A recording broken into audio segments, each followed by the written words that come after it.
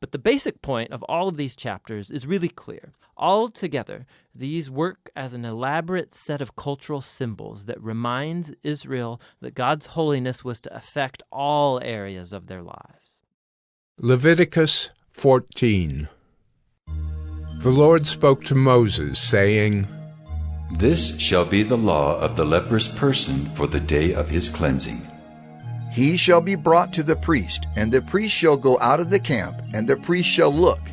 Then, if the case of leprous disease is healed in the leprous person, the priest shall command them to take for him who is to be cleansed 2 live clean birds, and cedar wood, and scarlet yarn, and hyssop. And the priest shall command them to kill one of the birds in an earthenware vessel over fresh water. He shall take the live bird with the cedar wood and the scarlet yarn and the hyssop, and dip them and the live bird in the blood of the bird that was killed over the fresh water. And he shall sprinkle it 7 times on him who is to be cleansed of the leprous disease. Then he shall pronounce him clean, and shall let the living bird go into the open field. And he who is to be cleansed shall wash his clothes, and shave off all his hair, and bathe himself in water, and he shall be clean. And after that he may come into the camp, but live outside his tent 7 days. And on the 7th day he shall shave off all his hair from his head, his beard, and his eyebrows. He shall shave off all his hair, and then he shall wash his clothes, and bathe his body in water, and he shall be clean. And on the 8th day he shall take 2 male lambs without blemish, and 1 ewe lamb a year old without blemish, and a grain offering of 3/10 of an ephah of fine flour mixed with oil, and 1 log of oil. And the priest who cleanses him shall set the man who is to be cleansed and these things before the Lord at the entrance of the tent of meeting. And the priest shall take 1 of the male lambs and offer it for a guilt offering, along with the log of oil, and wave them for a wave offering before the Lord. And he shall kill the lamb in the place where they kill the sin offering and the burnt offering, in the place of the sanctuary. For the guilt offering, like the sin offering, belongs to the priest. It is most holy. The priest shall take some of the blood of the guilt offering, and the priest shall put it on the lobe of the right ear of him who is to be cleansed, and on the thumb of his right hand, and on the big toe of his right foot. Then the priest shall take some of the log of oil, and pour it into the palm of his own left hand, and dip his right finger in the oil that is in his left hand, and sprinkle some oil with his finger 7 times before the Lord. And some of the oil that remains in his hand the priest shall put on the lobe of the right ear of him who is to be cleansed, and on the thumb of his right hand, and on the big toe of his right foot, on top of the blood of the guilt offering. And the rest of the oil that is in the priest's hand he shall put on the head of him who is to be cleansed. Then the priest shall make atonement for him before the Lord. The priest shall offer the sin offering to make atonement for him who is to be cleansed from his uncleanness, and afterward he shall kill the burnt offering, and the priest shall offer the burnt offering and the grain offering on the altar. Thus the priest shall make atonement for him, and he shall be clean.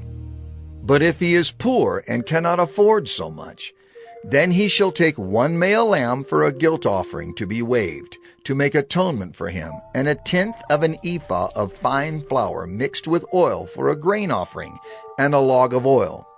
Also 2 turtle doves or 2 pigeons, whichever he can afford. The one shall be a sin offering, and the other a burnt offering. And on the 8th day he shall bring them for his cleansing to the priest, to the entrance of the tent of meeting, before the Lord. And the priest shall take the lamb of the guilt offering and the log of oil, and the priest shall wave them for a wave offering before the Lord. And he shall kill the lamb of the guilt offering, and the priest shall take some of the blood of the guilt offering, and put it on the lobe of the right ear of him who is to be cleansed, and on the thumb of his right hand, and on the big toe of his right foot. And the priest shall pour some of the oil into the palm of his own left hand, and shall sprinkle with his right finger some of the oil that is in his left hand 7 times before the Lord. And the priest shall put some of the oil that is in his hand on the lobe of the right ear of him who is to be cleansed, and on the thumb of his right hand, and on the big toe of his right foot, in the place where the blood of the guilt offering was put. And the rest of the oil that is in the priest's hand he shall put on the head of him who is to be cleansed, to make atonement for him before the Lord. And he shall offer of the turtle doves or pigeons, whichever he can afford, one for a sin offering and the other for a burnt offering, along with a grain offering. And the priest shall make atonement before the Lord for him who is being cleansed. This is the law for him in whom is a case of leprous disease, who cannot afford the offerings for his cleansing. The Lord spoke to Moses and Aaron, saying, When you come into the land of Canaan, which I give you for a possession, and I put a case of leprous disease in a house in the land of your possession, then he who owns the house shall come and tell the priest. There seems to me to be some case of disease in my house. Then the priest shall command that they empty the house before the priest goes to examine the disease, lest all that is in the house be declared unclean. And afterward the priest shall go in to see the house, and he shall examine the disease. And if the disease is in the walls of the house with greenish or reddish spots, and if it appears to be deeper than the surface, then the priest shall go out of the house to the door of the house, and shut up the house 7 days.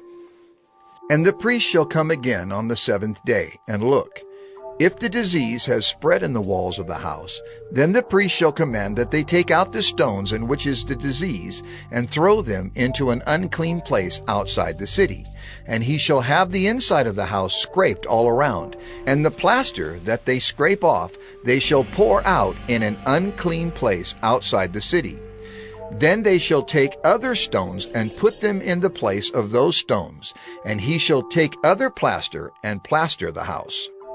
If the disease breaks out again in the house, after he has taken out the stones and scraped the house and plastered it, then the priest shall go and look, and if the disease has spread in the house, it is a persistent leprous disease in the house, it is unclean. And he shall break down the house, its stones and timber, and all the plaster of the house, and he shall carry them out of the city to an unclean place. Moreover, whoever enters the house while it is shut up shall be unclean until the evening. And whoever sleeps in the house shall wash his clothes, and whoever eats in the house shall wash his clothes. But if the priest comes and looks, and if the disease has not spread in the house after the house was plastered, then the priest shall pronounce the house clean, for the disease is healed. And for the cleansing of the house he shall take 2 small birds with cedar wood and scarlet yarn and hyssop, and shall kill one of the birds in an earthenware vessel over fresh water, and shall take the cedar wood and the hyssop and the scarlet yarn, along with the live bird, and dip them in the blood of the bird that was killed, and in the fresh water, and sprinkle the house 7 times. Thus he shall cleanse the house with the blood of the bird, and with the fresh water, and with the live bird, and with the cedar wood, and hyssop, and scarlet yarn. And he shall let the live bird go out of the city into the open country. So he shall make atonement for the house, and it shall be clean. This is the law for any case of leprous disease, for an itch, for leprous disease in a garment or in a house, and for a swelling or an eruption or a spot, to show when it is unclean and when it is clean. This is the law for leprous disease. Leviticus 15. The Lord spoke to Moses and Aaron, saying, Speak to the people of Israel and say to them, When any man has a discharge from his body, his discharge is unclean, and this is the law of his uncleanness for a discharge. Whether his body runs with his discharge, or his body is blocked up by his discharge, it is his uncleanness. Every bed on which the one with the discharge lies shall be unclean, and everything on which he sits shall be unclean. And anyone who touches his bed shall wash his clothes and bathe himself in water, and be unclean until the evening. And whoever sits on anything on which the one with the discharge has sat shall wash his clothes, and bathe himself in water, and be unclean until the evening. And whoever touches the body of the one with the discharge shall wash his clothes, and bathe himself in water, and be unclean until the evening. And if the one with the discharge spits on someone who is clean, then he shall wash his clothes, and bathe himself in water, and be unclean until the evening. And any saddle on which the one with the discharge rides shall be unclean, and whoever touches anything that was under him shall be unclean until the evening. And whoever carries such things shall wash his clothes, and bathe himself in water, and be unclean until the evening. Anyone whom the one with the discharge touches without having rinsed his hands in water shall wash his clothes, and bathe himself in water, and be unclean until the evening. And an earthenware vessel that the one with the discharge touches shall be broken, and every vessel of wood shall be rinsed in water. And when the one with the discharge is cleansed of his discharge, then he shall count for himself 7 days for his cleansing, and wash his clothes, and he shall bathe his body in fresh water, and shall be clean. And on the 8th day he shall take 2 turtle doves or 2 pigeons, and come before the Lord to the entrance of the tent of meeting, and give them to the priest. And the priest shall use them, one for a sin offering, and the other for a burnt offering. And the priest shall make atonement for him before the Lord for his discharge. If a man has an emission of semen, he shall bathe his whole body in water, and be unclean until the evening. And every garment and every skin on which the semen comes shall be washed with water, and be unclean until the evening. If a man lies with a woman and has an emission of semen, both of them shall bathe themselves in water, and be unclean until the evening. When a woman has a discharge, and the discharge in her body is blood, she shall be in her menstrual impurity for 7 days, and whoever touches her shall be unclean until the evening.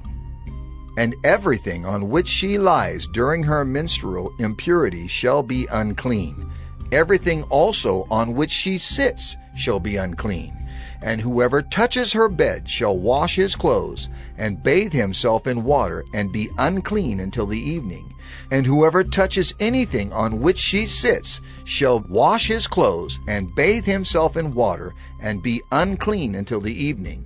Whether it is the bed or anything on which she sits, when he touches it, he shall be unclean until the evening. And if any man lies with her, and her menstrual impurity comes upon him, he shall be unclean 7 days, and every bed on which he lies shall be unclean.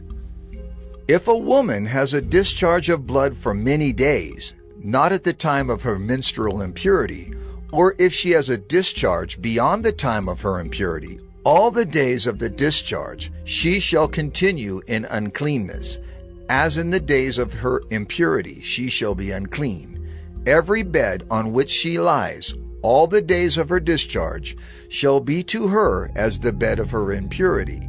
And everything on which she sits shall be unclean, as in the uncleanness of her menstrual impurity. And whoever touches these things shall be unclean, and shall wash his clothes, and bathe himself in water, and be unclean until the evening. But if she is cleansed of her discharge, she shall count for herself 7 days, and after that she shall be clean. And on the 8th day she shall take 2 turtle doves or 2 pigeons, and bring them to the priest to the entrance of the tent of meeting. And the priest shall use one for a sin offering, and the other for a burnt offering. And the priest shall make atonement for her before the Lord for her unclean discharge. Thus you shall keep the people of Israel separate from their uncleanness, lest they die in their uncleanness by defiling my tabernacle that is in their midst. This is the law for him who has a discharge, and for him who has an emission of semen, becoming unclean thereby. Also for her who is unwell with her menstrual impurity, that is, for anyone, male or female, who has a discharge, and for the man who lies with a woman who is unclean.